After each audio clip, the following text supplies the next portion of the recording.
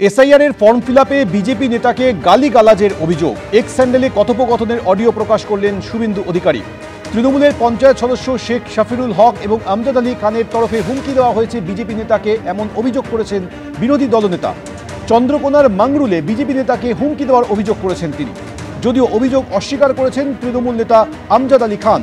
তৃণমূলের পঞ্চায়েত সদস্য শেখ শাফিরুল হকের প্রতিক্রিয়া মেলেনি। শুভেন্দু অধিকারী এক্স স্যান্ডেলে যে কথোপকথনের অডিও প্রকাশ করে এই অভিযোগ করছেন, কি রয়েছে তাতে শুনুন। আমার গন্ধবেলা আর গোলসিমি ফর্মগুলো যে রয়ে গেছে ফ্লাপ হবে নি। আরে আমি ওইদিকে কালকে গেছি, আমাকে ডেকে করিয়েছি, ঠিক আছে।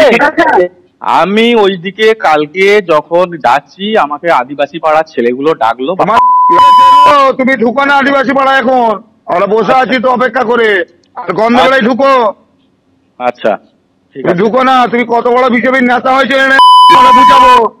তোমার ঘরকে গেল তোমার না, তুমি সমীর আছে তো?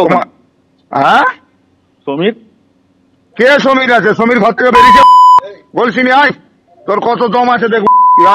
ওখানটা তো সমীরের বুথ, আমি কেন যাবো? তুই কালকে?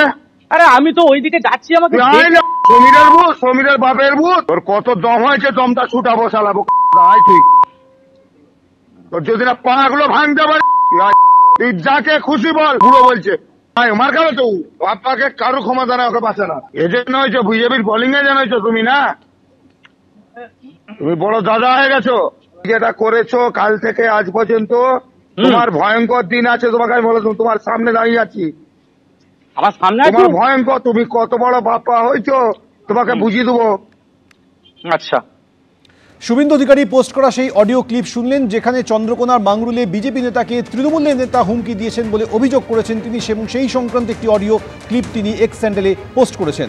চন্দ্রকোনার মাংরুলে যে বিজেপি নেতাকে হুমকি দেওয়া হয়েছে বলে অভিযোগ, তিনি কি বলছেন শুনুন।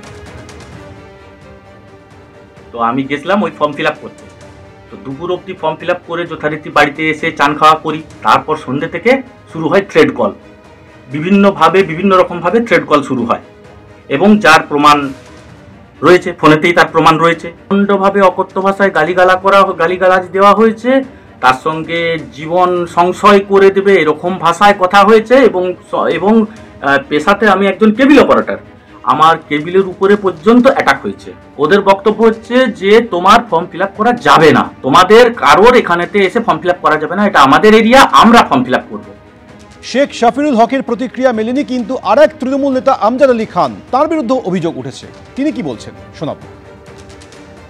দেখতে হবে কার হুমকি কার কি, ওটা দেখতে হবে রেকর্ডিংটা কার। হ্যাঁ, টোটালটাই মিথ্যে। বিজেপির ওই জায়গাতে কোনো বিজেপির কোনো অস্তিত্ব নেই। ওখানে হতাশীন কারণে ওরা আমাদের উপরে একটা মিথ্যে অপবাদ দিচ্ছে। কোনোদিনও ওখানে ওরা বিজেপি ওখানেতে জায়গা তৈরি করতে পারবে না।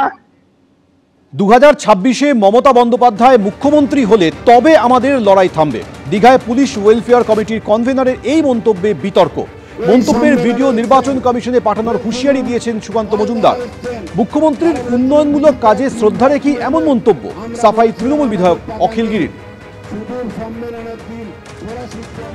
লড়াই কিন্তু শুরু হলো, এই লড়াই চলবে 26 মে পর্যন্ত, যেদিনকে আমরা আবার নবান্নে মমতা বন্দ্যোপাধ্যায়কে চতুর্থবারের মতো মুখ্যমন্ত্রী হিসাবে শপথ নেওয়া দেখব, সেদিন আমাদের লড়াই কিন্তু থাকবে। দীঘায় পশ্চিমবঙ্গ মহিলা পুলিশ কর্মীদের দ্বিতীয় রাজ্য সম্মেলনে একাধিক মন্ত্রী, জেলা পুলিশ সুপারের সামনে এই মন্তব্য করেন পুলিশ ওয়েলফেয়ার কমিটির কনভেনার ভিজি তাস্য রাউত। সেখানে তিনি বলেন, 2026-এ মমতা বন্দ্যোপাধ্যায় মুখ্যমন্ত্রী হলে তবে আমাদের লড়াই থামবে। আর এই মন্তব্য নিয়েই বিতর্ক তৈরি হয়েছে। মন্তব্যের ভিডিও নির্বাচন কমিশনে পাঠানোর হুঁশিয়ারি দিয়েছেন সুকান্ত মজুমদার। হাসপাতালে নেই অগ্নি নির্বাপনের পরিকাঠামো, তাই বাতিল হয়ে গেল হাসপাতালের লাইসেন্স। কামালগাজী আরতি হাসপাতালের লাইসেন্স বাতিল করল স্বাস্থ্য দপ্তর। হাসপাতালে অগ্নি নির্বাপন বিধি না মানায় এই সিদ্ধান্ত নিয়েছে স্বাস্থ্য দপ্তর। 25 তারিখ থেকে এই নির্দেশ কার্যকর হবে। 25 তারিখ থেকে হাসপাতালে রোগী ভর্তি করা যাবে না। মঙ্গলবারের মধ্যে হাসপাতালে ভর্তি থাকা রোগীদের ছেড়ে দিতে হবে। যদিও হাসপাতাল কর্তৃপক্ষের বক্তব্য, 2.5 বছরের হাসপাতাল, অগ্নি নির্বাপনের ছাড়পত্র পেতে তারা হয়রানির শিকার হয়েছে।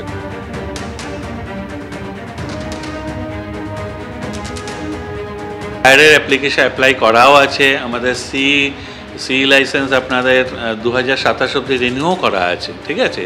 এবার ফায়ার লাইসেন্সটা আটকে আছে প্রথম থেকে একটা জায়গাতেই, সেটা হচ্ছে চেঞ্জ অফ অকুপেন্সি। এখানে আগে একটা হাসপাতাল ছিল অনেক বছর আগে, তারপরে একটা এডুকেশনাল সেন্টার হয়েছিল, চেঞ্জ অফ অকুপেন্সি হয়েছিল।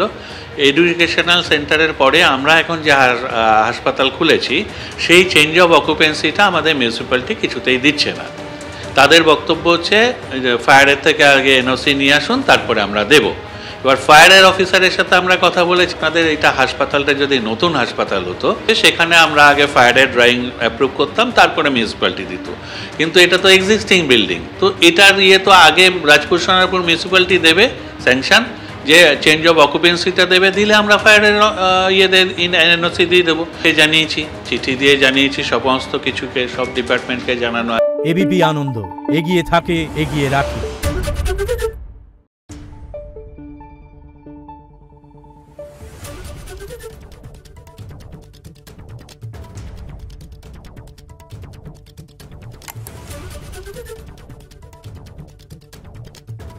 Thank you.